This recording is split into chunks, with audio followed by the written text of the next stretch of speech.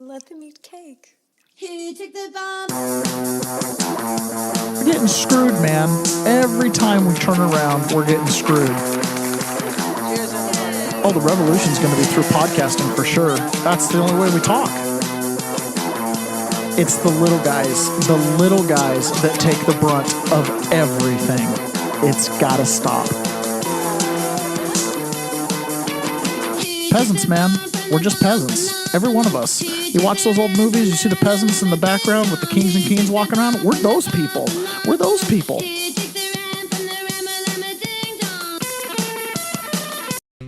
Good morning, peasants. Welcome to another episode of the Peasant's Perspective. It is a...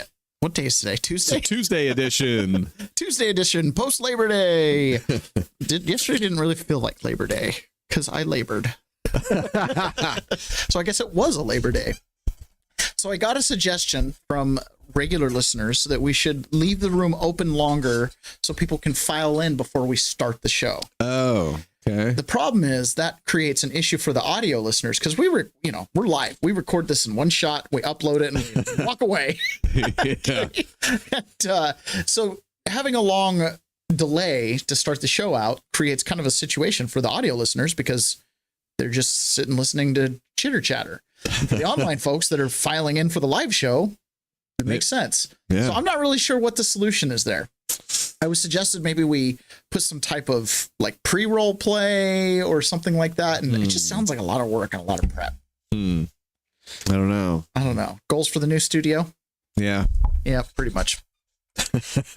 Maybe we'll put it on my bear cam. Your what? My bear cam. Your bear cam? Bear. Like wildlife. Okay. Oh, you just leave it on a bear cam, like a screaming bear cam? Yeah. You got a bird feeder camera on top. Exactly. There you go. That's perfect. Good morning, John Atakis. Good morning, Pony Boy. Good morning, right on time, right on time. That's right. Hey, there was a little extra traffic, Ron said, coming this morning. He doesn't give himself any margin of error. This is a civil engineer here. He is precise. Okay? Yeah. Oh, look, I even got Saturn lit up today. It took me, 2.5 months to bring batteries in for that. If I forget it one day, it's out. All right. Well, let's go ahead and jump into the chat, or not jump into the chat, but jump into the show here. And turns out ads are pretty good little deal. So we're probably going to try to make sure we do those. Got to do them. Mataizo, you used to have pre-recording prior to starting the show. When I do Zoom meetings, I have music to allow people to know they are connected prior. Yeah, I know. We got to figure something out. Well, we do have our intro. It's about a minute long. It's a minute. Yeah, but it's like it's a minute. I think people want to, I don't really know what they want. I don't know. We are... most people don't know what they want. As they say, the buyer is a liar. The customer's never really that right. That's right. You got to force feed them. Yeah. So we are looking for suggestions. If anybody's got any suggestions for the new studio. Otherwise, we're just making foie gras here, and we're going to shove it down your throat. We're going to get a white sheetrock background. Lucky if it's textured. Yeah. No, we... in the new studio, one of the challenges we have in this little studio is the camera angles. Yeah. Kind of tight. Yeah. This is just a room. So in the new studio, hopefully we've got a little more space to work with. Yeah. We can design a studio instead of adapt to a room. So Donald Trump put a message out last night on Truth Social, or maybe it was this morning. Looks like it was this morning. Bright and early. And this man wakes up early. At least 54 people were shot in Chicago over the weekend. 8 people were killed. At least 2 weekends were similar. Chicago is the worst and most dangerous city in the world by far. Pritzker needs help badly. He just doesn't know it yet. I will solve the crime problem fast, just like I did in DC. Chicago will be safe again and soon make America great. Well, that's exciting. Yeah. I mean... I honestly don't know how I feel about this. Right? I'm struggling with this one too, because it starts to feel heavy-handed. It starts to feel heavy-handed. Last night I attended a GOP meeting. Mm-hmm. And there's a lot of buzz right now for whatever reason. There's a movie that came out called The House, and it has to do with It has to do with ex-convicts who are convicted sex offenders who are serve their time and then are released to the public, right? So they're supposed to be on the sex offender registry list. And I guess there's some nonprofits that have houses where these guys can go. Like halfway houses? Halfway houses, but it almost becomes permanent for these guys because they're so limited where they can live. You know what I mean? And like, they're not going to pass most background checks and stuff like that. So they were very concerned because some of these houses are like 200 feet away from schools and they're just not complying. Right. They're not following the rules like they're supposed to do. There's a money grift going on. And then on top of that, there's this threat of these. Now, this is not real. This is in the movie, right? This is real. Oh, the movie's a documentary. Oh, yeah. No, they just screened it for the GOP. So I don't know anything about it. Yeah. Well, I didn't going to want it's funny because we talk about such deep subjects on this show, but we really do talk about them kind of surface level. Yeah. Because when you really get down into the depths of understanding, like, each individual person and how they're affected by this, man, it just rips your heart apart. But at the same time, it also makes you more prone to make decisions that don't fix the problem. Well, it's also hard to make it palatable for radio. Yeah, it is. But it makes problems that don't, it creates problems that don't, when you get down into the deep depths of the individual person, it makes it difficult because you go down that road. You go down that road where you look at the individual instead of look at on a whole. It's like the Abrego Garcia. He had one good day with his family, so therefore he's Maryland dad, and we just look past all the other things that he's done. You know what I'm saying? And don't go down the rabbit hole. We don't go down the rabbit hole, exactly. So when you go down the rabbit hole on this particular one, and I'm sensitive to this because this happened to me. So if it can happen to me, it's probably happening to others. I've seen it happen to my friend Earl. I've seen it happen to others. Yep. Prosecution, the United States government does not tell the truth in court. So the things they write down on your statement of offenses and things, they're not always accurate. And it goes both directions. Sometimes they don't include the full extent of the crimes, and sometimes they go way over the top to secure a conviction when, you know, or a bigger conviction than what maybe you merited. I don't trust it.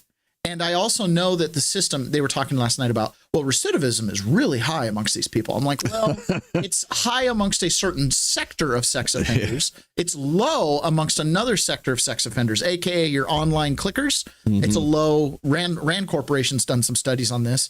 It's low recidivism. For the touchers, it's high recidivism. As I was sitting in this meeting yesterday, I was like, the only solution for touchers is like possibly death penalty.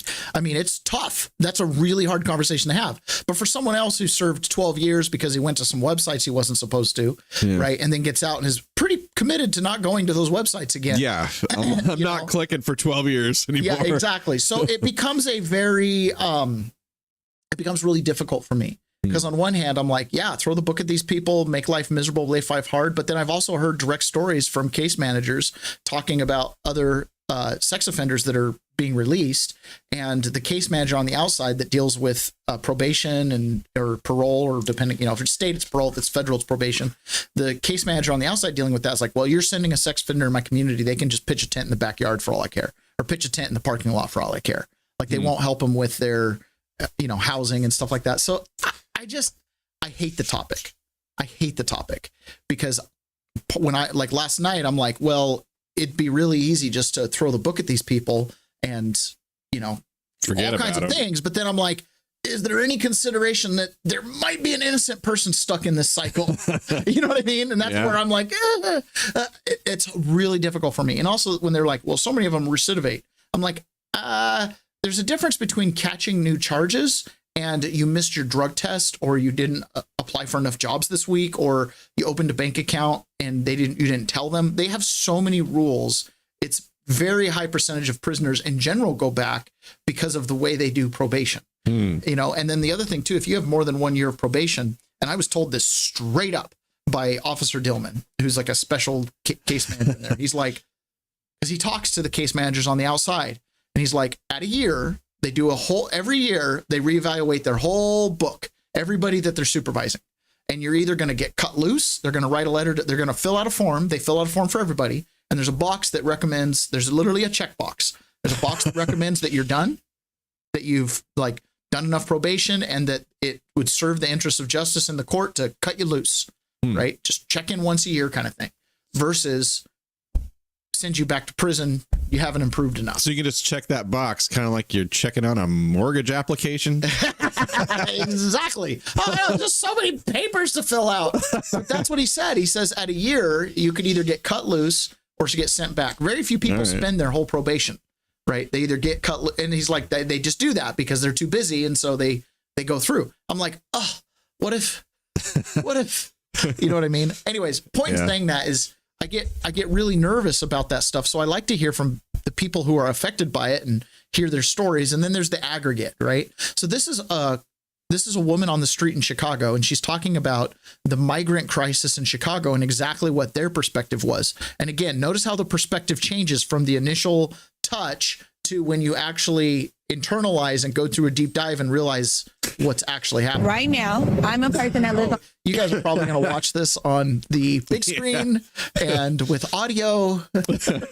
Yeah, that'd be nice. Yeah, I mean, why not? All right, give me a minute here. I got to switch my video over. This is not an AI show. Clearly not an AI show. Well, maybe. It's just very good disguise. Very good disguise. Yeah. This is advanced AI. This is Grok 5. All right, here we go. Right now, I'm a person that lives on the south side of Chicago, and the migrants that have come in, at one point, they were coming in, and we were feeling very sorry for them because they came in at a time where the weather was cold. So we're seeing all these people in tents and all this and that. But then we find out that they're getting $15,000 in food stamps, $5,000 in cash. I work for a company, which I will not say, that they're able to come in and they're able to get internet and Wi-Fi and all of this for free because guess what? The government are paying their rent for 2 years. Why is the government paying people that came from another country rent for 2 years? Can we explain that? Because it's a housing crisis right now. There's multiple homeless people on the streets right now that I can follow and show you homeless people that's been living on the street. So what makes the migrants better from coming to another country that they get all of this? Do you know why? I'm going to say why. Because we're about to have another presidential election. So if we make these migrants democratic and we give them the right to vote and we give them all of these things, they're going to vote. And then, boom, right now. I think. Wow, she figured it out. I know. The black community has definitely woken up to this. There's a quote by Charles Barkley where he's like, I voted Democrat my whole life. He's like, but all they want is you to jump high and play dunk the basketball. He's like, we vote these Democrats in and nothing ever changes. Maybe it is time for a change. There's lots of voices that are saying this, right? The black community has figured out, hey, you've kept us addicted to government welfare. You've kept us addicted, and we're at a spot, and they know this because you can go listen to people talk. They know they're stuck. They know that it's like, we can't say no, but we can't say yes. We're somewhere in the middle ground of we hate the fact that we have to take the help. You know what I mean? Because we're dependent on it. And then when they see newcomers coming in and getting help, they see the same pattern again. They're like, they're not going to lift you out of poverty. They're going to keep you in poverty. In fact, you're going to compete with us for benefits. Not good. Not good. Even Morning Joe and Mika, the most dour couple on TV, even they have a little bit to say about the crime problem. Now, keep in mind, these guys are a little late to the party. Right. And there's Morning Joe, especially because he used to be Republican. Right. He plays that. Yeah. He's on the most far left media channel and he used to be Republican. I just think it's funny. But even he sees the crime problem and how there's got to be a solution to this. Concern is you have leaders in Chicago that see this, as you say. We've been reading about this for years now, every weekend, and maybe crime has gone down. But, we had the mayor of Chicago on last week saying, oh, we don't need any more police officers. Police officers aren't the answer. No police officers. I think he said no 5 times. You look what's happening this weekend. You look so, I actually think that J.B. Pritzker should do something radical. I think he should pick up the phone, call the president, and say, and I know you don't have the constitutional authority to deploy the National Guard here and to police my. You can do that in D.C. You can't do that in Chicago. But let's partner up. These are the most dangerous parts of my state. We would love to figure out how to have a partnership that's constitutional, that respects the sort of balance of federalism between the federal government and the state government. and let's work together to save lives. Because right now, just hey, nothing to see here moving along. No problem here. Hey, Donald Trump, we don't need you. And, the mayor talking about we're going to protect people's dignity in our city. We'll protect their lives. That's protecting their dignity. It would be radical for us to figure out a way to actually do what I've been saying from the very beginning on Washington, and that is seeing politicians creating partnerships that protect their people. Yeah. Concern is He's been saying that since the beginning. I love it. So even Morning Joe is like, listen, here's the thing. And this is the real politique view of this. If the dictator brings benefit to his people will consent to the dictatorship. Mm-hmm. Okay. If you break the Constitution and the people in aggregate like that, then that Constitution is broken by consent of the people. Mm-hmm. Right. So if Trump cleans up DC and uses this federal takeover and people are like, hey, that's awesome. And people up in Chicago are like, hey, we want us some of that. Mm-hmm. The Constitution is only as good as the consent and agreement to it. You know what I'm saying? Like, Yeah. Hence the fact we're not transacting in gold and silver. Kind of pulled that cloak over our eyes because we were bankrupt. When there's too much crime in the streets, it provides opportunity for a strong man to come in and do something about it. And of course, other people get a little upset about that because we're not talking about fixing problems. We're talking about power. So this is the mayor of Chicago, Brandon Johnson, and this is his response to all of it. Are you prepared to defend this land that was built by slaves, a land that was built by indigenous people, a land that is built by workers? Are you prepared to defend this land? The people united will always prevail. I need you all to stand firm, to stand strong. If this president decides to continue to break this Constitution, are you prepared? He wants people to stand strong and defend the land built by slaves, indigenous. Okay, All right. listen, this is a real person. This is a mayor, and he's rallying his people to actually fight the federal government if they come in to clean up crime. So you're defending your city from the federal government From to crime. protect the crime rate because that's our crime. And we want our crime to be our problem. I guess this is what's going on here. Yeah.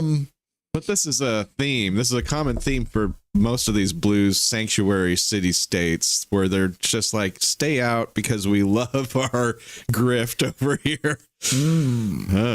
It does get a little bit concerning. Do we have a little special something? Well, we certainly can. Let's see what we got.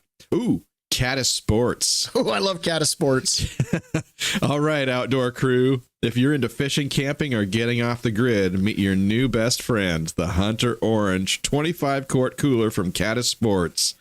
This isn't your average cooler. It's roto-molded for max durability, bear-proof, and 20% lighter than other brands. So it's easy to haul, whether you're deep in the backcountry or just setting up at the dock. You'll get up to 3 days of ice retention thanks to thick, high-performance insulation. That means cold drinks, fresh food, and fewer ice runs, whether you're chasing muttons offshore or posted up at the campsite. Best part, it's 40 to 50% cheaper than big-name coolers, but still built to perform season after season. And like all Caddis Sport... And like all Caddis Sport name brand gear, it's proudly made in the USA. Use code RUMBLE at checkout for 10% off your order today. That's caddissports.com. Go grab your Hunter Orange 25Q cooler and keep your next adventure ice cold. I love how halfway through the ad, oh, your camera. Oh, yeah. Who's talking? I was just thinking I needed a new cooler. That's kind of funny. Okay. Caddis Coolers, go get yours today. All right. So here's what I suspect. Right. So I'm connecting some dots that aren't connected, but I think that you'll see it's on its face probably what's going on. It explains the behavior.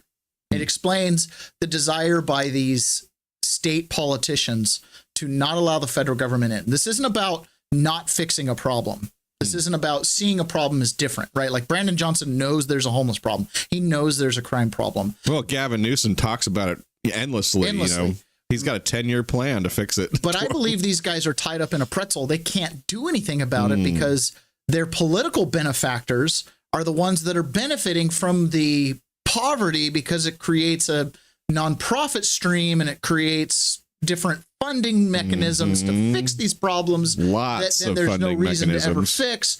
And it goes on and on and on in this circle. And it has tentacles that touch weird places. It's not just homelessness and crime. It's sanctuary cities. It's, you know, judicial issues. It's zoning and bill. You know, it's all these kind of things have these tentacles.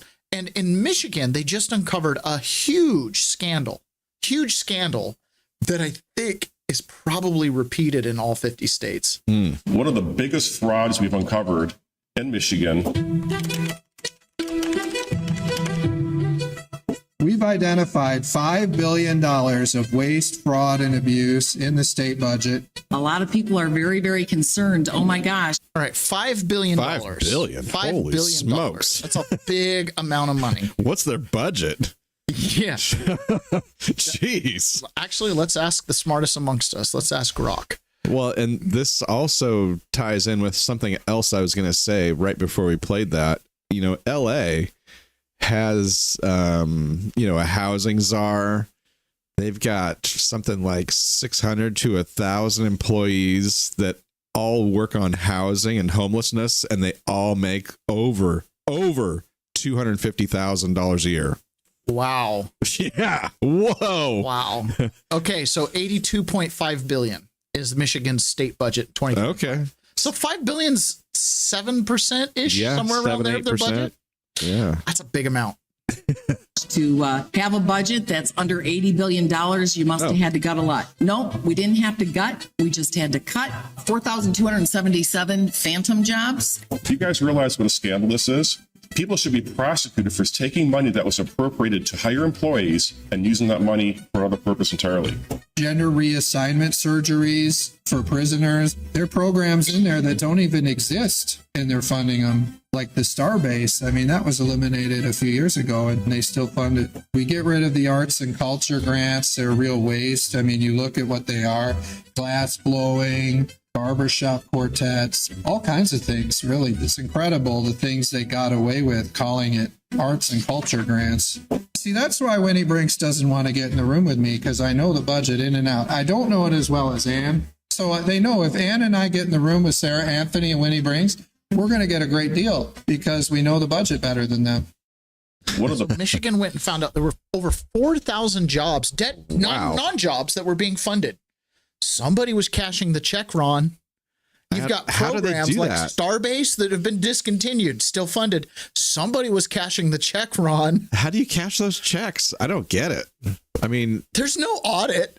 I mean, certified incredible. public accounts aren't for public government things. They're for you, right? Wow. Like there's all kinds of regulations for you to oversee you and your small business. But the government? Oh, no. And the regulators, they're in on it. You know. So nobody should be surprised that there's grift going on when it's this easy to make it happen. I mean, holy smokes. And, you know, in Seattle, we've heard like, you know, the $1 billion for homelessness, yet not one person comes off the street. Yeah. Like, you could have at least bought a couple houses and thrown some people in. At least we got 4 people off the street. You know what I mean? Like, no, Yeah. you don't even get that. But what do you do get? A jobs program. All the city councilmen's cousins and family members are Yep. all making 6 figures doing what? Nothing. You know, hosting a blog to end homelessness. You know what I mean? We're raising awareness. Keep in mind here, there's this huge, right? You've got the left that seems to be defending criminals, and they seem to be demonizing people that want to do something about it. And this schism, like, I find myself going, what camp am I in? Am I a good guy or a bad guy? Yeah. It was just 3 years ago that Joe Biden gave this speech. This wasn't his State of the Nation. This was one of those random speeches he gave, but it was this. We must be honest with each other and with ourselves. Too much of what's happening in our country today is not normal. Donald Trump and the MAGA Republicans represent an extremism that threatens the very foundations of our republic. Now, I want to be very clear up front. Not every Republican, not even the majority of Republicans are MAGA Republicans. Not every Republican embraces their extreme ideology. I know, because I've been able to work with these mainstream Republicans. But there's no question that the Republican Party today is dominated, driven, and intimidated by Donald Trump and the MAGA Republicans. And that is a threat to this country. I don't know, man. What's the threat to the country? High crime, homelessness, unchecked immigration, bad trade deals across the board. What else? Corruption. What else? You know what I mean? Like, there's so many issues going on, and we're the threat. The MAGA Republicans are a threat. Because you want to take out the trash. You know, the first black lady said, I think they're trying to use these people for votes. Mm-hmm. So when I just look at that surface level, that lady on the street in Chicago kind of figured it out. Anything that takes away from the grift, the crime, the homelessness, the unfettered immigration is a threat to the power of the group that's using it to do what? Get votes and win elections. What organizations only function is to win elections? We just heard this yesterday. The parties, the DNC, the RNC, right? Okay. James Carville. We exist not to settle the wrongs. I mean, we'll poke at them and we'll generate support and a bunch of activism, but are we here to solve any of that? No. Oh, no. We're here to win elections. They're buzz machines. Promises made. What promises are you talking about, right? You make the promise leading up to the election and then afterwards, end homelessness. What are you talking about? That's our key demographic. We don't want to get rid of homelessness. Then they'll start getting jobs and they'll learn the value of a dollar and they'll start wanting lower taxes. That's silly. You can't raise taxes on people that pay taxes. You got to have a bunch of people that don't pay taxes because they all want the rich people to pay. That's the only way to do it. You know what I mean? Like it's obvious. It's obvious on its face what they're doing. Anybody who wants to take away from their ability to win elections, no matter what they're doing, they're the enemy. And unfortunately, those people brew some very, very dangerous things. Let me give you an example of just how dangerous this could get and potentially just how fast. So this is Aisha, and she is talking about how to disrupt the F-35 program. Aisha is a leader with the Palestinian Youth Movement, and she explains how activists could cripple the U.S. military crown jewel fighter jet program, the F-35. This is a real person, Aisha Nizar. She attends university in the United States, and she is talking like this. And I just want to, just so you at home understand, I went to prison for being an insurrectionist. Okay. So just when you listen to this, just realize I went to prison for pushing a gate. Look at what she's planning on doing. Is that 70% of the cost of the F-35 program actually comes from the supply chain.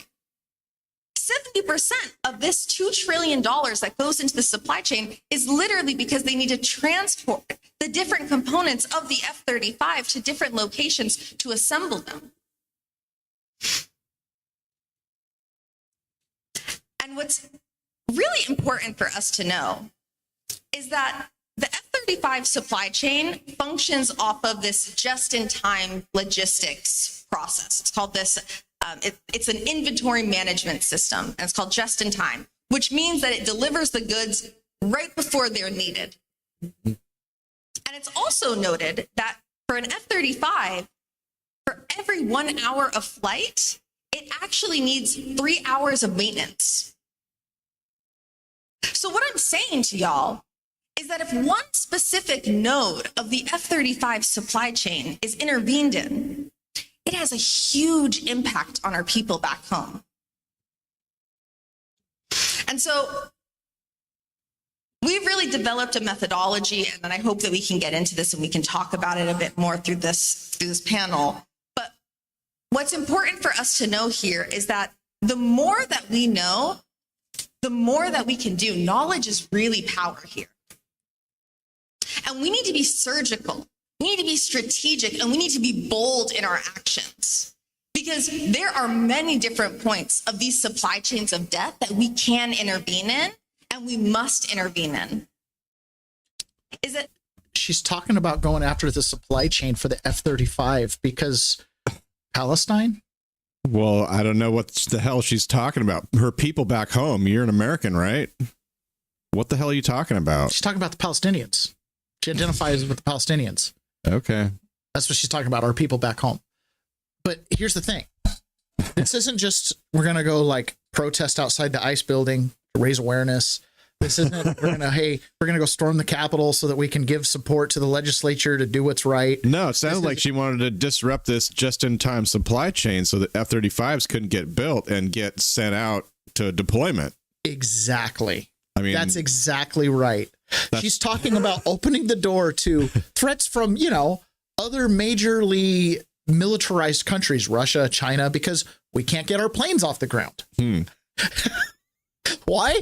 Because the ball bearings were disrupted, because the bridge leading away from the factory for XYZ dampeners got blown up. Well, and she talked about this like it was some kind of like evil thing, like just-in-time supply chains.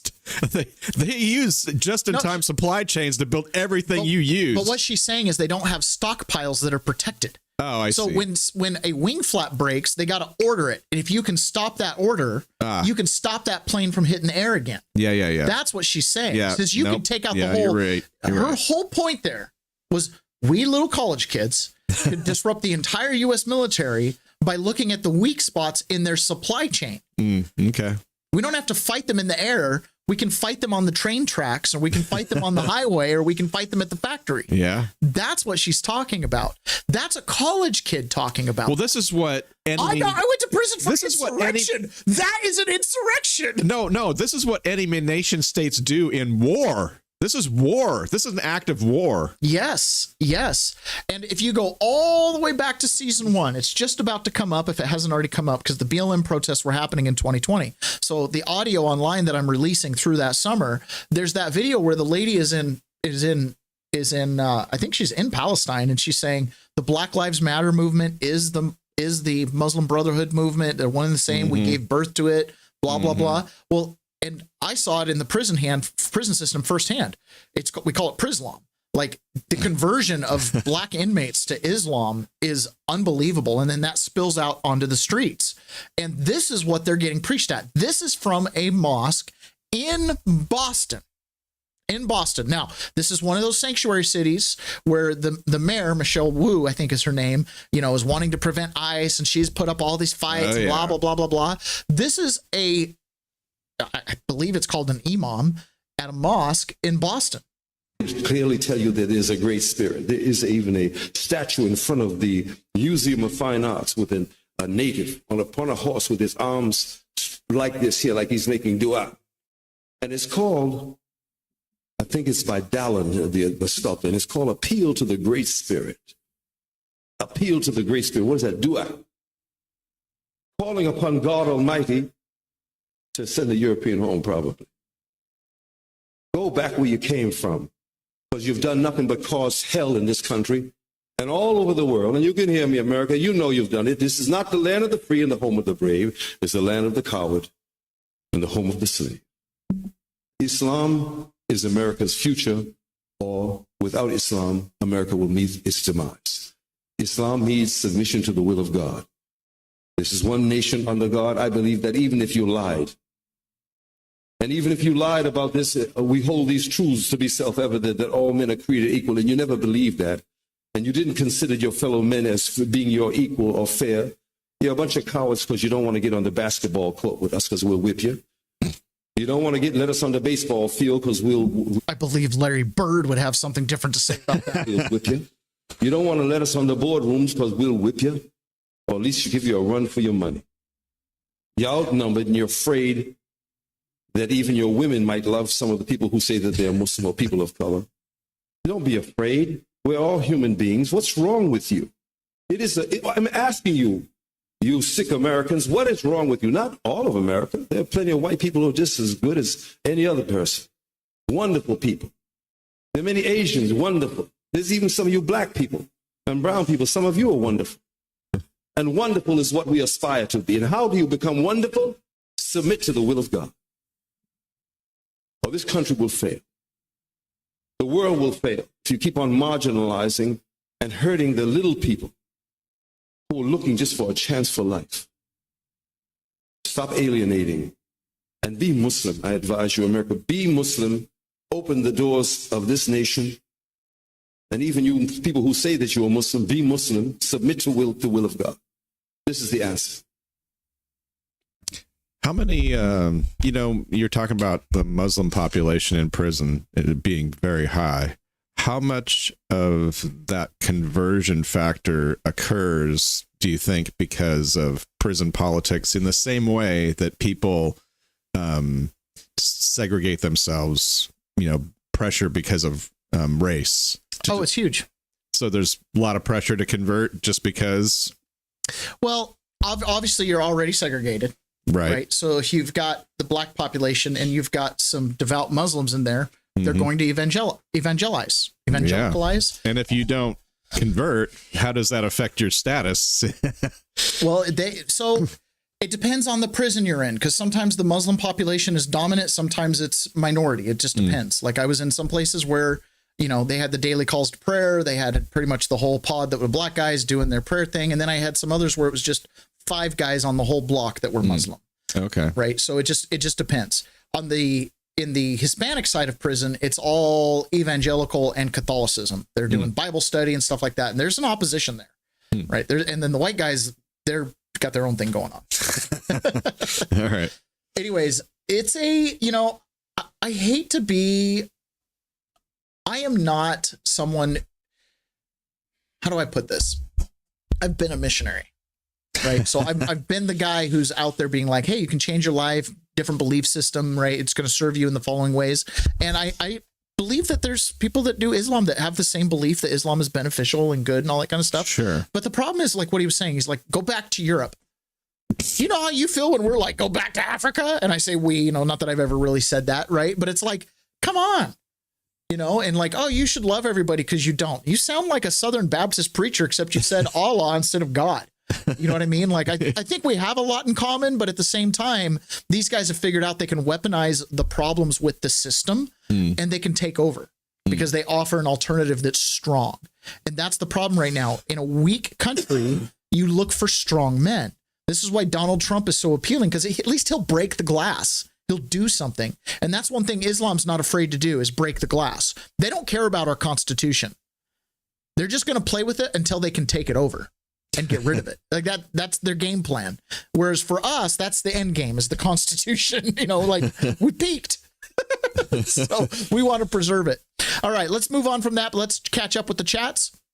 Ponyboy says, anything that's a threat to walking people up and leaving the plantation party politics is a threat to our democracy. Yes. South Texas has seen it firsthand. We were raised as Democrats because they're, quote, here to help. As I got older and made my own decisions, I realized I was being forced to vote one way. And I said, the Democrat Party is in the zeitgeist. And that's something that I think is the problem right now is there's a lot of, quote, Democrat voters that will have natural sympathies towards the pro-Palestine, free Palestine movement. They'll have natural sympathies towards BLM because, yeah, the minority community has been mistreated through the judicial system and whatever. They'll have natural sympathies towards immigration because, yes, we are a country of immigrants and great grandma immigrated and grandpa immigrated. Right? Yeah, the virtue is getting weaponized just like everybody else. Exactly. But they don't see it yet because in the zeitgeist, it's everything's great. And look at our wonderful black president. And, oh, he's scandal free. Did you know that? And, right. They just, it's in the zeitgeist. It's just what it's like. It's Christmas time. It's the holiday season. And we're supposed to give. It's in the zeitgeist. Everybody's a little more generous around the end of the year. It's in the zeitgeist. The Democrat Party's that way. The problem is Trump breaks that because Trump's in the internet zeitgeist. Right. So he might not be in the MSNBC zeitgeist. He might not be in the boomer zeitgeist, but he's definitely in Gen Z, Gen Alpha, and the millennial zeitgeist. You know what I mean? But that's kind of an underground thing because they're not turning on the news, and the news is where the big screen is. But people aren't watching the big screen. They're watching the little screen, guys like us, the little guys. Just getting different kinds of programming. That's right. Pray the Rosary Daily says, Happy Tuesday. A random patriot showed up on YouTube. A random independent, says, what is she crying about? She's crying about the F-35's taking off and that. Daily reminder that the Nation of Islam infiltrated the Black Panther movement too. Yes. And I hear there is some work on finally declaring them a terrorist organization. Happy to join you all. See this morning, slurping Trump today. Prayed for times like this. Is Trump a Muslim? Both willing to break the glass, but willing to use the Constitution to empower themselves to get rid of it. Like your stream of thought there. Well, Trump is not a Muslim, but his daughter-in-law is, or his daughter is. She married a Muslim man from Lebanon. His other daughter married a Jewish man. So I don't know. I mean, to me, the guy is metropolitan. So you can't really look at him and go, oh, he favors one. No, he invited both of these major world religions into his family. And he himself, a lot of people haven't said he's a real churchy guy, but he actually is pretty religious. So yeah, but a random independent. I want to be clear with you. I do not believe the Constitution is in effect. So it's not about preserving the Constitution. It's about trying to go back to it. So we're arguing from different points of view here, a random patriot. Okay. I can read the Constitution, and as soon as I read the sentence that says we're not transacting in gold and silver, and as soon as I read the section that says no income tax or no, certain types of taxes, and as soon as I read the section that says we only deal with interstate commerce, I already know we're beyond that. We're in a post-constitutional situation. It's a mirror of a constitution. They mirrored it into the statutes. We are in a different system. I've been through the court system. Up until the 1960s, they said, are you innocent or guilty? A judge did at arraignment. Now they say, are you guilty, not guilty? Something happened. Here we go with the conspiracies. Yeah. Well, I guess so. I've lived them, right? So to me, when you're like, well, the Constitution, I'm sorry, like we're in an emergency order. We're living under emergency orders. We're not living under a constitution. Okay. That's my take. So when, Trump's breaking the Constitution. No, there is no Constitution. This is about power. This is a zero-sum game here. This is a win-or-lose situation. And for us, the peasants, it's what are we left with when it's over? That's my only commentary, right? We have to live here. Okay. So enough with a random independent. Thinks Pete Buttigieg is full of integrity. So, okay. Chuck Schumer. This is another theme here that's coming out. Chuck Schumer, fire RFK now. This isn't the first time that they've called a cabinet member to be fired. But here's another post by Bernie Sanders. Robert F. Kennedy Jr. is endangering the health of the American people now and into the future. We need science at the CDC, not conspiracy theories. Kennedy must resign. Read in my new piece in the New York Times. Oh, it's a shameless plug there. Disclose TV. Trump wants to know whether the mass injection of mRNA shots was brilliant or not. Ask Pfizer to show the public the great numbers they showed him. And he goes, I hope Operation Warp Speed was brilliant, as many say it was. And then Robert Malone. Now, keep in mind, Robert Malone is the inventor, the patent holder of the mRNA vaccine platform. He probably knows more about it than any other living person because he invented the freaking thing. And he has been he took the vaccine and then realized that their studies were manipulated. He himself was vaccine injured. And now he's been a huge advocate against using his own technology for things like coronavirus. It has other application, maybe cancer, blah, blah, blah, blah, but definitely not an airborne virus. And he's written and spoken extensively on this. He goes, the reason for the recent CDC resignations is that the ACIP Committee on COVID-19 Vaccines got approval to investigate the safety and efficacy of COVID vaccines. And they knew the gig was up. The truth was about to come out and they would have to account for their actions. All you need to do is read the recently approved terms for reference for that subcommittee, and it all becomes clear. So this exodus that we had yesterday with the good doctor, the bondage aficionado, the good doctor yesterday, and the CDC director bailing, that's why they were bailing. So let's take a run back. Trump mentions that Pfizer presented some numbers to him, and those numbers and studies never got made public, and never got thrown around the CDC or to FDA. They basically went straight to Trump and straight through a few decision makers and then avoided publication. But it led to news stories like this. We do have some breaking news. Drug maker Pfizer just announcing the results of its vaccine trial for adolescents. It says its coronavirus shot was 100% effective at preventing infection and sickness among 12 to 15-year-olds. This could be a major game changer for reopening schools across America. So joining us now is Dr. Chris Purnell. She's a public health physician and fellow at the American College of Preventive Medicine. Dr. Purnell, great to see you. 100% effective? Is that, John and I haven't heard numbers. This is what Trump was working off of. 100% effective. Look at those numbers on the sidebar as well. Total cases, 30 million. Total 30 deaths, million. 150,000. That's 10% of the population. Yeah, it's sometimes hard to look back and see how they played us. Yeah. At 10% of the population. These numbers are super ridiculous. Yeah, and they've got 100% effective vaccine. Oh, yeah. 100%. 100%. 100%. Like that. It's Is like that vitamin C. unusual to find that efficacy rate?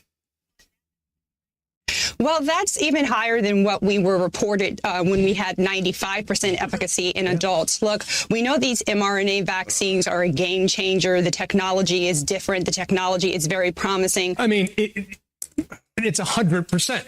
I mean, it does not get any better. We do have some. It doesn't get any better than that. Wow. Now, we've got quite a few years now. We've got lots of studies. Mm-hmm. I pulled a video today that was a Japanese study. They studied 20 million people in this big study. 100%, again, one of these, 100% of excess deaths came from the vaccinated group. 100%. Weird. I don't know if I trust studies that have 100% in them, but we'll see. So this is Peter Navarro, who was a part of all this and was in the room. And this is what he had to say about that study that Pfizer released that had 100%. Fauci, when he was sitting there, that SOB knew for a fact that that virus came from the Wuhan lab. He knew that because he had funded the gain of function research in that lab, and he had already begun to design a cover-up. And we know that from the emails he sent to a group of researchers, academics, trying to get their support to push that come from nature theory. And that's the biggest lie of omission in American history.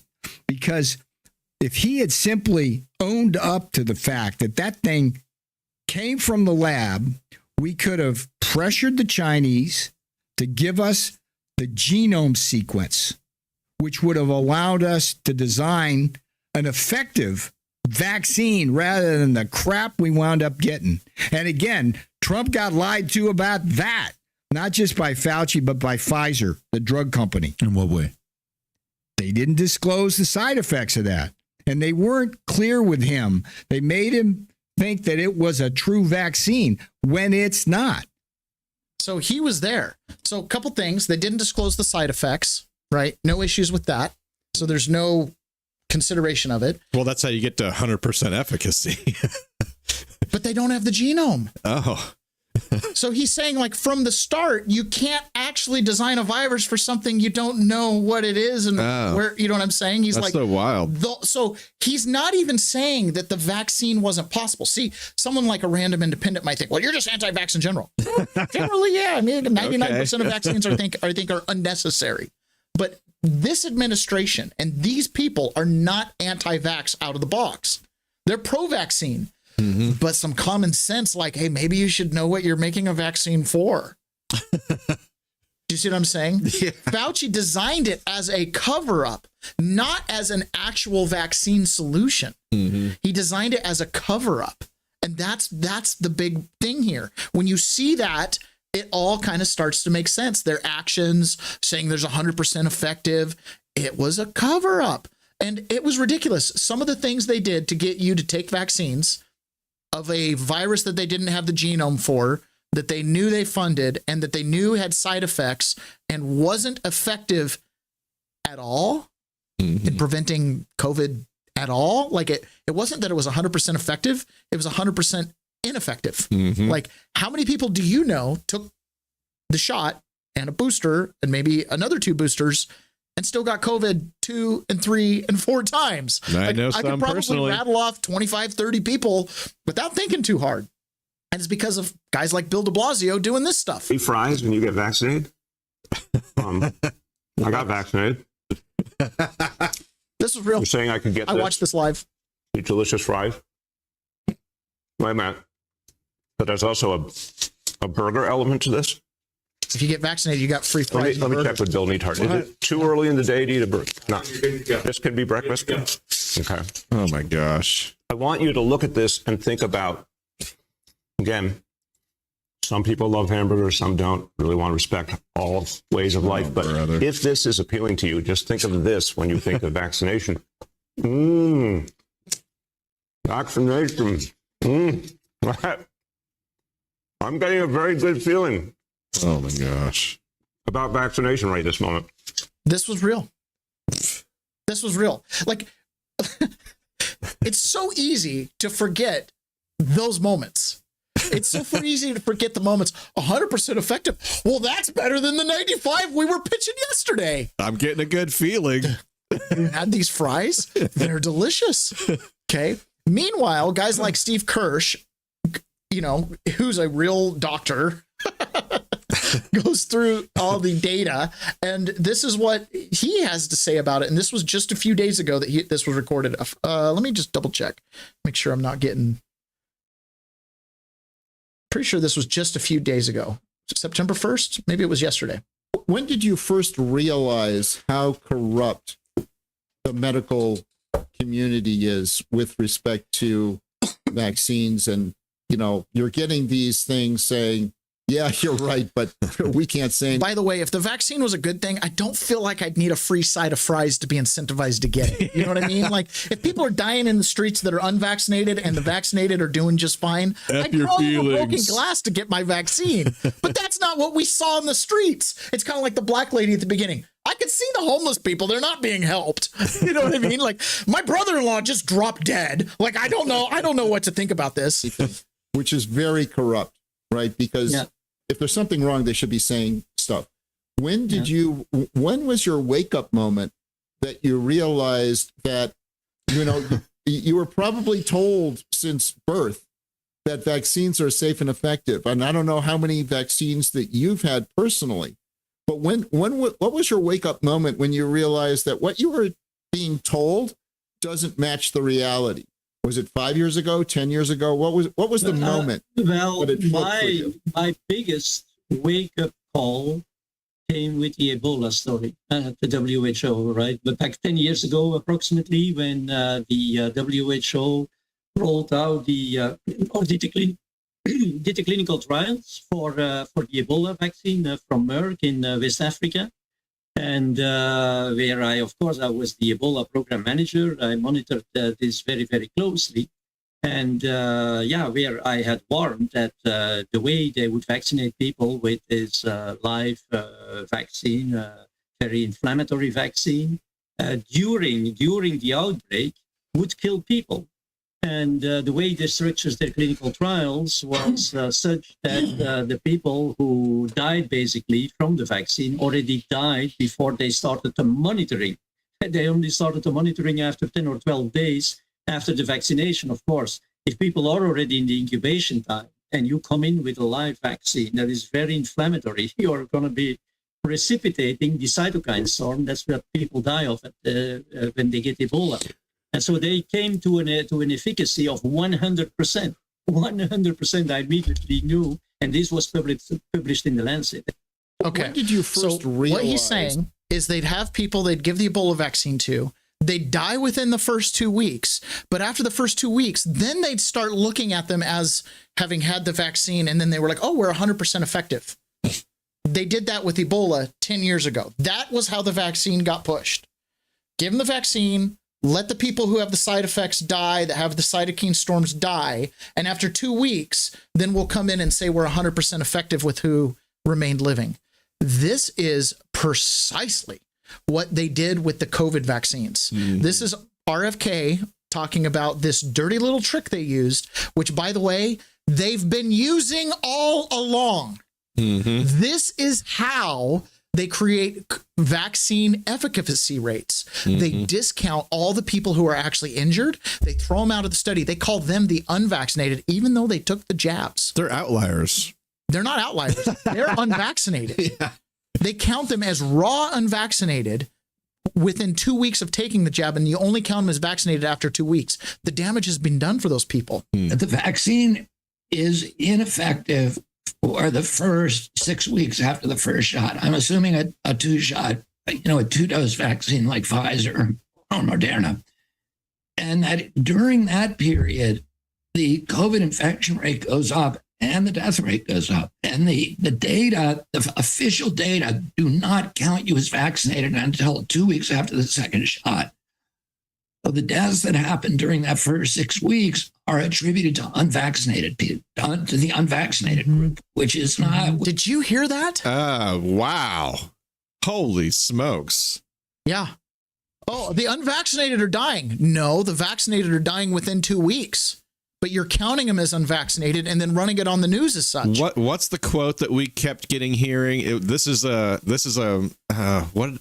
Safe and effective? No. This is a man. I'm forgetting who said it now, but somebody said this is a case of the unvaccinated. This is a pandemic of the unvaccinated. Yes. I can't remember who it was either, but that was a phrase. Yes. But do you see what he's doing here? So Yeah. this is their MO. It doesn't matter if it's polio.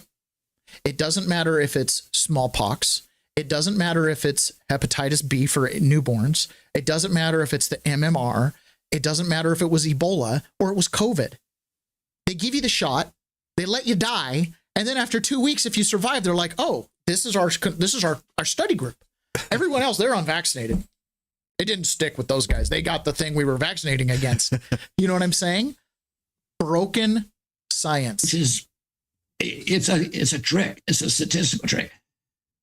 Then the vaccine appears to provide immunity and good immunity during the first month or 2 months, and then a precipitous decline, a waning that happens very, very quickly and very precipitously, so that by the 7th month, it has lapsed into negative efficacy. And what that means is that after 7 months, if you had that vaccine, you are more likely to get COVID than somebody who has never been vaccinated. And this data is holding up across every country in the world at the vaccine. So you get the vaccine, you get all of your side effect injuries and whatever else for 2 weeks. Then they start looking at you, and then you are protected for a number of months. But after 7 months, it goes negative, and now you're actually more susceptible. So if you just hadn't have been vaccinated, you might not have any side effects. You might get COVID, but you're less likely to get it after 7 months from your vaccinated counterparts. Well, what this is also probably doing, just using my statistical engineering brain here, is that it's not really changing anything. It's just changing the way the numbers are displayed. And if you wait enough time, the numbers catch up. And that's why you get these negative efficacy rates, because it eventually exposes the numbers that you left out in the beginning. It just gets exposed because of the erosion of time. Yeah, and that's what's happening now. Yes. Is we're seeing it because we're finally able to see the bigger picture. Like yes. A study with 20 million people that all took the vaccine, or people that didn't, or whatever, and you're able to look at it. And one of the things we're going to play here in a second is how right. So if you doctor the numbers up front, it makes the efficacy look good, but then just like what RK was saying, it drops off precipitously because it's still bad. You just reported bad numbers to begin with, and then eventually it just becomes you just can't cover it anymore. That's why you get these negative rates. It just can't cover itself anymore. Yeah. Pray the Rosary Daily says, Bill Blasio, he's giving hamburgers and fries a bad name. They used hamburgers and fries as a lever to get people to go take this vaccine. Oh, these are good. Well, remember the dancing and stuff that they did? Oh my gosh. I know. The absurdity of it all. Oh my God. I remember there was an episode that I did where I was like, oh, the COVID fever's going to break. People are going to see this study. And, it's just weeks now and it'll be no more mandates. And no, I was so wrong. If we're going to play de Blasio cuts, you got to find the dancing people. Oh, yeah. Okay. So this right here is Brett Weinstein. Okay. And I can't remember his name off the top of my head. It's going to come to me in the middle of playing this, but he was a hedge fund manager for BlackRock. Yeah. And numbers, statistics, spreadsheets, blah, blah, blah, all very relevant. He started looking at this in terms of excess deaths and the labor rate, like the labor pool. And, you know, he was looking at like job reports and he was cross-referencing it. So he created a lot of kind of understanding what COVID was doing in the job market and the job reports. And so what he's got here is they've aggregated excess death numbers from all the countries that were in on the vaccine protocols, et cetera, et cetera. And these are some staggering numbers. And the crazy thing about this is it jives with the counter narrative all along to this COVID thing. It was like, no, there's excess deaths and there's other things going on. Again, personal anecdotes. I know people in my family who got turbo cancers, like super healthy 21-year-olds, very athletic, like professional, like at the top of their game, rock climbing athletics, 6 months dead, turbo cancer, which in the state of Utah where he was at, they were like, we've only ever seen one of these cases and we have 4 active cases right now. This is weird. Yeah, it's very rare cancer. It's a turbo cancer, but the onset was what? He went to travel overseas, needed a little to make the trip, came back, whittling away. It was that fast. Nobody, you know, we're all like, does anybody want to ask the question? And I'm on here live on a microphone asking the question, right? That nobody wants to ask in person to the family. Like, do you think? No, don't even ask. This is too tragic to think about. Each one of these numbers is a tragedy. Okay. Each one of these numbers is a personal tragedy. 5 billion people on the planet got a vaccine of some sort. If you apply the range of the death rate in the U.S. that I gave you earlier, you get a range of globally 7.3 million to 15 million died from the vaccine. And that, 7 million to 15 million. Yeah. And so there's been a study by Dennis Rancourt. If Dr. Fauci basically set the entire vaccine thing up for failure by not pointing the finger at China appropriately because it would have pointed back at him, that's bigger than the Holocaust, tying back to one guy and his cohort of people. We've looked at his methodology. It's different than what we do. We're not saying it's wrong. It's an estimate, and he came up with 17 million, which I think you talked about. So our upper range is right there with Dennis Rancourt. Okay. Disabilities, when you look at the ratio of 4 to 1, you multiply the 7 million and the 15 million times 4, you get a range of 29 to, let me see, I got to look at the numbers, 29 to 60 million disabled globally. Okay.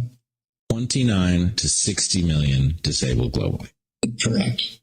And then injuries, if you take 18% of the vaccinated, just using the Pfizer, so again, this could be money, but we get a range of, at the high end, 900 million, 500 million at the low end. Injured. 500 million to 900 million who had an injury that has not disabled them. Yeah.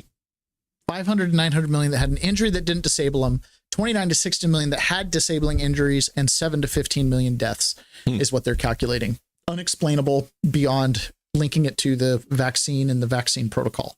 And this makes sense because the Surgeon General of the state of Florida, Joseph Ladapo, talks about this. He talks about how the FDA, CDC, all these vaccine people are basically in a cult.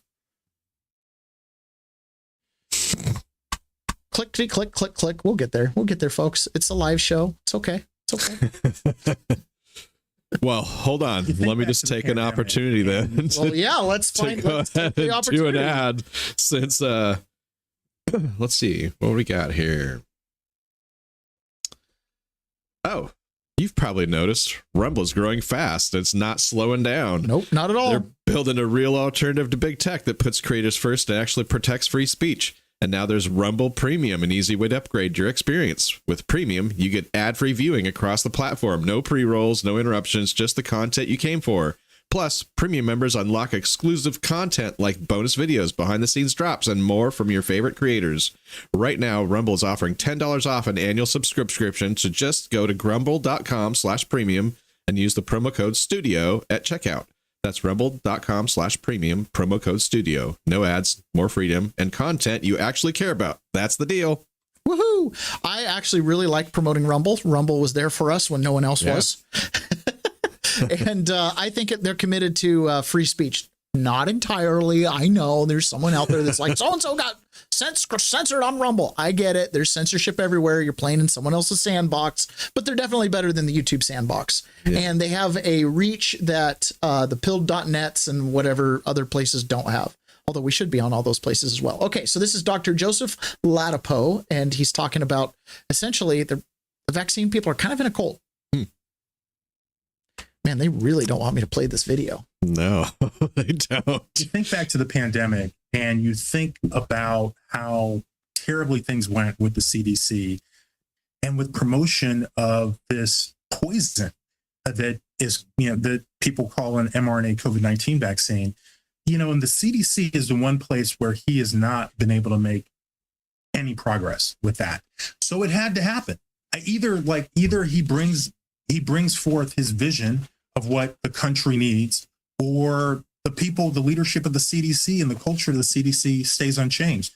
And more research absolutely needs to be done. We've talked about this issue of DNA contamination and whether there's a risk of integration with the human genome, for example, something that the CDC has never touched. So I listened to what they had to say, and there's this cultish relationship with vaccines, and this leadership is just unable to objectively evaluate science. And when it comes to vaccines, it's just there's only one possible answer. And if the science doesn't agree, then the science needs to be bent. So you need good leaders who can objectively look at the science. That's the problem. It's a cult. Why? Cover up of crimes against humanity, grifting and money making, patents and keeping ownership of the patents. Fauci's making a lot of money off patents. He can pay for his own security. Okay. You've got all of that. It's cultish. The only answer was to vaccinate. Anything that disagreed with vaccination or vaccines being successful or anything, manipulate the stats, manipulate the numbers, manipulate the way the data is done. Just lie. Just lie.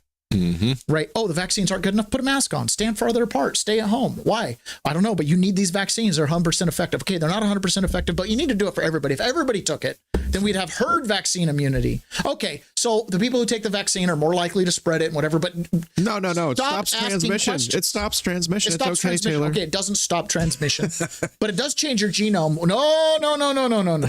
Okay, he's exactly right. So they're dismantling the leadership at the CDC, the FDA, the whole medical establishment. There were memos going around talking, this is one of the whistleblower things that have come out now. Basically, they were like, look, we can last 3.5 more years. We can just hold on, just batten down the hatches, 3.5 more years, Trump will be gone. We'll emerge our ugly heads again. Can't happen. Can't happen. These people have too much power, too much authority, and it's the cloak of medical. This is the thing that I think that they learned from COVID. There wasn't a lot of ways that you could get a suburban middle-class mom who just drives her kids to work or drives her kids to school in the morning and then goes back and watches, daytime TV and, whatever bonbons, the joke of the stay-at-home mom, right? There wasn't a lot that was going to get them to move, but threat to health could get them to move. I think they woke up the Maha movement doing this because I think there were a lot of virtuous bleeding heart mothers who were sympathetic towards immigration and sympathetic towards a recovering criminal that's just trying to put his life back together and sympathetic to all these quote unquote liberal causes that all of a sudden were like, why can't my kid talk? Right? Why is my kid running a fever? Why is it that we're being asked to get jab after jab after jab? I don't like putting a mask on my kid's face. They're trying to learn to read right now and they're just becoming internalized, right? There wasn't a lot that was going to wake them up besides this. But once you see it, you can't unsee it. Why do I not trust the institutions? Because some of them I've seen up close. Well, the same institution that brought us 100% efficacy for the COVID vaccine also brought us flu vaccines that are like, what percent effective? Why do we do these? I don't even know. I'd love for the real data on flu vaccines to get exposed, actually, because they're garbage. Now, the last 4 years, Charlemagne the God, he's on with the former DNC chairman. So this is the guy that was in charge of winning elections. Yeah, this is the self-described God. He's actually, what's his name? Charlemagne. Charlemagne the retard. Whatever. Either way, he's kind of coming unleashed on this DNC chair. Okay. And keep in mind, this is what disinterested Black America was seeing with Joe Biden. And I saw this in the prison system. Nobody was inspired by Joe Biden. Nobody, right? In fact, it kind of woke people up. And there were these little news moments. Well, anybody that claimed that they were inspired by Joe Biden, you're like... Yeah. So this is one of those things where there was these little news moments that went viral that weren't on TV, but they really ran through Facebook and Instagram. And one of them is the Joe Biden poopy pants joke. We were down in Charleston, visited Mother Emanuel, and then flew to Dallas. Is that when he pooped his pants, allegedly? Man, I don't know what the hell you talking about. I'm serious. They said that the last time he visited Mother Emanuel and me, he pooped his pants. Charlemagne, you saying something that literally I'm not even joking. Man, that's some crazy. That's some crazy talk. Oh, well. That's some crazy talk because I was again with the president all day. We even went to what's that soul food restaurant that we went Hannibal's. to? Yeah, I know. Yeah, that's what I'm telling you. I'm not even joking. I heard that they said the last time he was there, they said he pooped his pants. Man, they said he was taking so long to come out. So local law enforcement was asking the Secret Service what's going on, and somebody in the Secret Service said, "Look, President just." He shot it.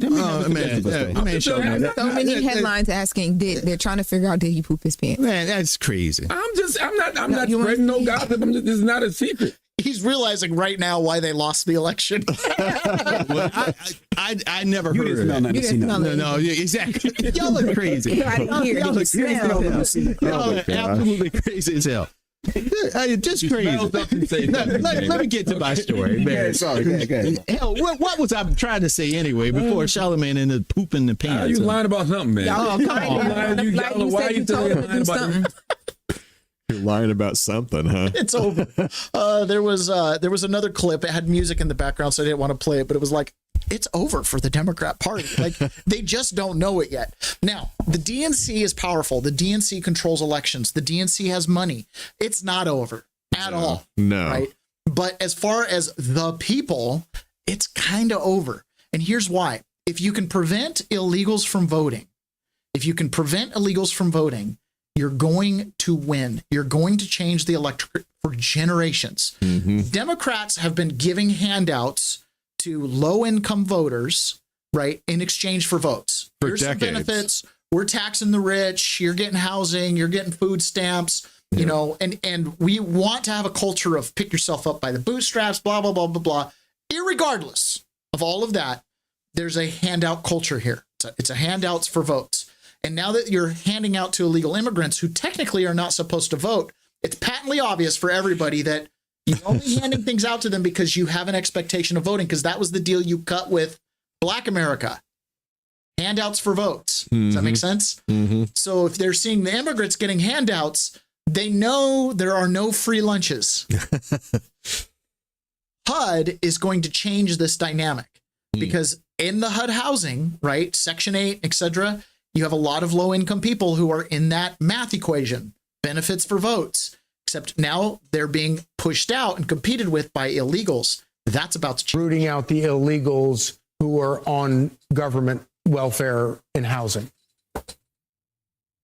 Well, Charlie, it's great to be with you. And you alluded to it. President Trump is serious, not only in cleaning up the crime in our streets, but also American citizens will be prioritized when it comes to living in HUD-funded, government-funded housing. We just sent out a letter to the D.C. Housing Authority, and it has been received by them. And as you said, they have 30 days to give us a full, comprehensive account of everyone living inside of D.C. housing authorities that are receiving Section 8 vouchers or any type of HUD funding. We want the names, the address, the number of people in the unit, the size of the unit, the cost of the unit, and they must give us their American citizenship status or eligible immigration status. No longer will we allow illegal aliens to live in taxpayer-funded housing here in America. In the last administration, in the Biden administration, Charlie, they turned a blind eye. They didn't collect the data, but those days are over. We are collecting the data to make sure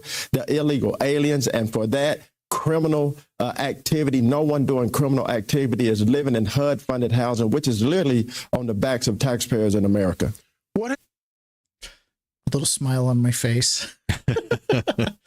That is how you fix the problem. Now, just like the Palestinian supporting woman who's like, there's a supply chain, and if we just block this one thing, we can disrupt the whole supply chain. This is what was happening with illegal immigration and the benefits. It was like, if we can just get them a state-issued ID, right? If we can get them a state-issued ID, they don't have to present a Social Security card or any legal documentation beyond just a state-issued ID. So then certain select states, and this happened over the course of about 15 years, certain select places, New Jersey would issue an illegal a driver's license because we want them to be safe on the road, and they're here anyways.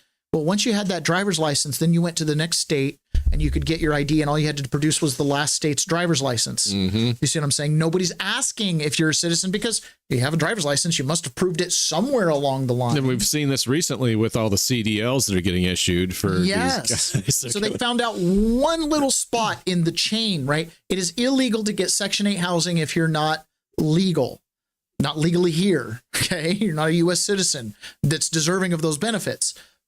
But if you have a state-issued ID of any type, then they don't have to ask the question of your status because it's right. You have an ID. Do you see what I'm saying? So by perverting one or two cities and states' residency status and ID cards, and then pretty soon the principle of comity, every state respects the other state's process. So if I get ID in Washington where I don't have to prove really anything other than I'm Jose, right? And then I go to Idaho, and then I go to Montana. And next thing you know, I'm in the heart of conservative country, you know, up in Maine, and I'm a police officer, and they're like, you're not a citizen? And he's like, you guys never really asked. I just kept providing my state-issued IDs.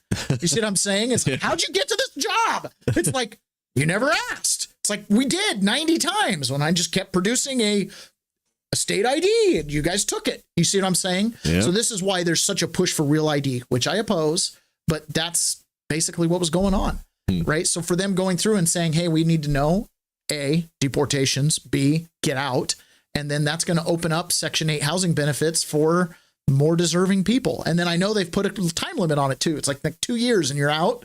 And there's like videos of people being like, you mean I got to move in 2 years? It's like, you got 2 years to get your shit together. And how do we get out of this? But this real ID topic, I know this is probably not what you want to talk about, but the real ID topic is an important topic because now we're in the same situation where it's kind of like the Patriot Act. You know, we're under attack. We need to be able to see some people's stuff. So please give us permission. It's kind of the same thing, isn't it? I think it's bad news bears. Yeah, it is bad news bears. I think it's bad news bears. How do you solve the solution of the ID problem without having the real ID? Well, it's the passport. Okay. That's how you do it. You can avoid so the whole point of real ID is it's biometrics. So they take your biometrics, they know who you are, and then slowly but surely, as you use that ID for things like online shopping and this and that, you lose your anonymity. You lose the probable, the doubt that some specific transaction was you. And if you go back when I was in DC, there was articles running on mainstream news that we were getting that was talking about FinCEN, Financial Central Intelligence, whatever, and how they were requesting banks and online Amazon and all these different places for keywords of searches and purchases. So for example, MAGA, Trump hat, let's go Brandon. These were all keywords that the Department of Treasury wanted to create master lists of people in those buckets. And it included other keywords like Black Lives Matter and Antifa and, you know, Muslim Brotherhood. It wasn't just all conservative. I mean, when you looked at the list of keywords, they were making lists. That's what I'm like. They were making lists. What business do they have making lists about who buys MAGA gear on Amazon? They did this. It's like on the record. They did that. There was a congressional hearing about it. Why are you doing this? Because we want to. You're going to stop doing it? No. Okay. It's totally ineffective legislative committees. But that is going on. Unless they've stopped it, I have no reason to presume it's not. It's like MK Ultra. Yeah, we're mind warping kids and giving them LSD and electroshock treatment and some sex slaves here and there. But whatever. Oh, that's horrible. We're still programming you. You're right. We definitely shouldn't do that. Are you going to stop? I think that's it for my time today. I've got to go. You know what I mean? Like, there's just no answers to anything. Well, the 6 o'clock news comes on every day at 6. Every day. Yeah, we got to do it. Did you hear about the shootings in Chicago? Yeah. By the way, for anybody out there that's got a Mormon background, the prophecy that the Civil War, after the Civil War, that would bring the end times was supposed to start in Chicago. Oh. It's like section, I can't remember what section it is, but just go look at that. It even talks about the masters and the slaves and the police officers, or it kind of refers to law enforcement. That's pretty interesting. So I'm always got a little eye on Chicago. Okay, so this is Tom Holman talking about going after the cartels and declaring them a terrorist organization, and that they are going after the cartels in 43 different countries. Cartels are getting craftier. They're obviously trying to adapt to what you're throwing at them. You're seeing this video now. They're on boats. How have you seen the coyotes and the cartels kind of reorient their business to handle what you've done? Okay, so the other day we played the video about the 8 battleships or whatever going down to the coast of Venezuela. Of course, it's an armada of like 100 military ships going down to the coast of Venezuela. Well, apparently Venezuela has countered, and they sent out their militia fleet of their Navy militia. Did you see the video of this? No. I should have pulled it up.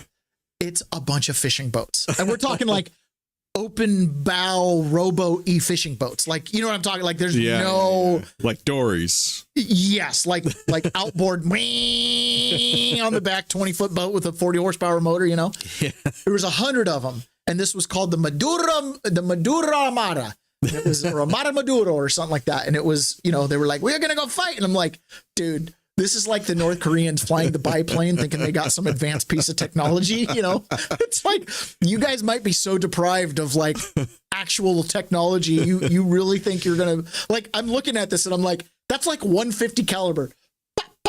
Well, I was just thinking all you'd have to do is just take your battleship and do a donut, and the wake would just just a big 1 mile circle around them. Yeah. So anyways, the cartels are changing their tactics. Now they're coming out to directly interact with the U.S. Navy. They came. Look, they are going more maritime. We knew they would. That's why we've increased Coast Guard patrols 3 times, 3 times more than we have in the past. So Coast Guard will answer that call. So we're going to shut them down maritime too. Look, we're going to put them out of business. President Trump is designating them criminal terrorist organizations, which they should be. They've killed more Americans than every terrorist organization in this world combined. President Trump will end up wiping them off the face of the earth. So we're going to put them out of business. You put them out of business, you take their money away. They can't bribe Mexican officials. They can't bribe anybody. Without money, they have no power. We're not just going to attack in Mexico. The Jalisco cartel, we're going to attack them in the 43 countries that have operations currently, operations in 43 different countries. We're going to attack them worldwide. So they're going everywhere. Cartels are getting craftier. I feel like obviously this is just my prediction. We're going after the cartels. We're making it happen. My prediction is the cartels have not yet begun the fight. Yeah. Right. Based on an interview that I heard, some reporter that was on the Sean Ryan show that goes down and spends time with these cartels. She's like, they're basically like, if the military steps 1 foot in Mexico, it's to the death. This is our territory. The way Brandon Johnson feels about Chicago, they feel about Mexico. And I think the cartels are always being hunted by law enforcement. So to them, this is just, another Wednesday. They've been at this for a long time now.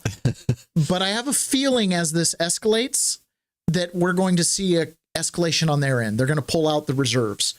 One of the things that I heard when I was in DC, the orderly that helped me out quite a bit when I was in solitary, his cousin lived in Chicago, and these are gangbangers. Like, these are legitimate gangbangers.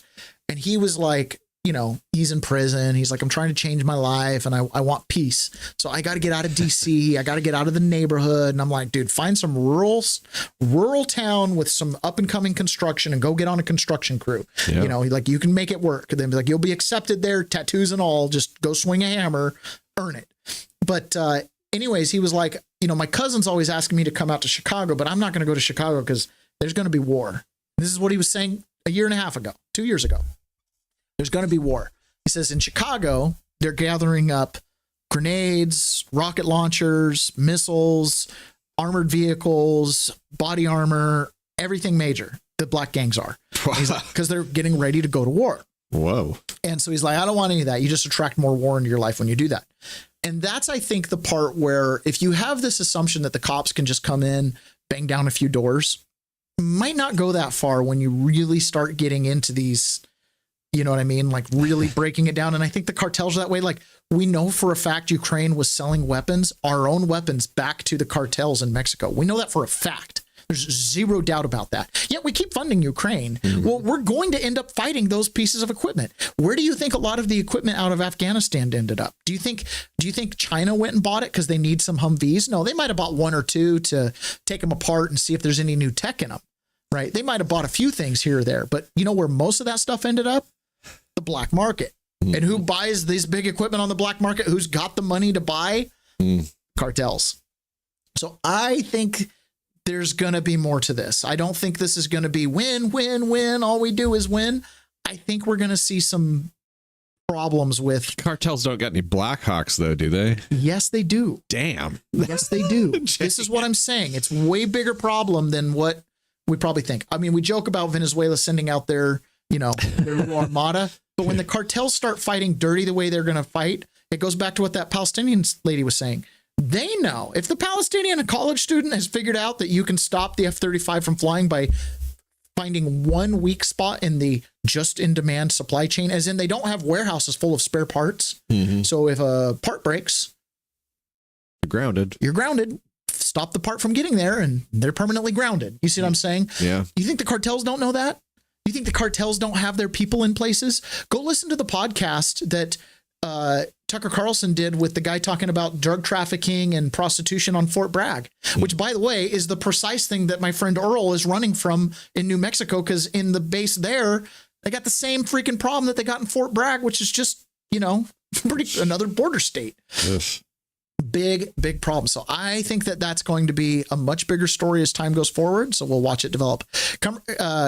Camrazel says, without politics involved or the fact that the shot are created differently, how is the flu or pneumonia shot different than the COVID shot now?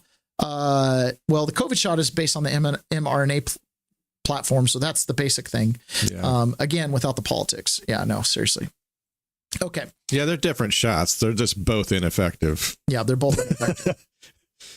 So the other good thing, and I think we played this the other day, but this is important to know.